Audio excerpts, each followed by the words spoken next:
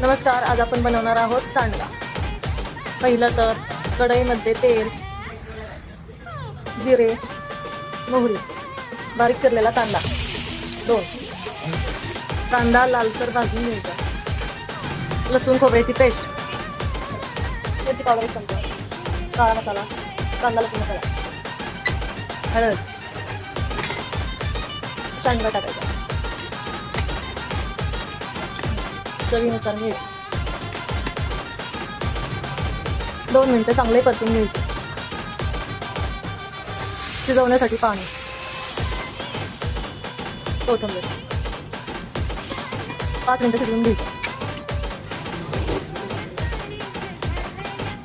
बाजरीची भाकरी, चला झाला तयार सांडगा, त्यासोबत बाजरीची भाकरी। आवडलं तर लाईक करा, सबस्क्राईब करा, धन्यवाद।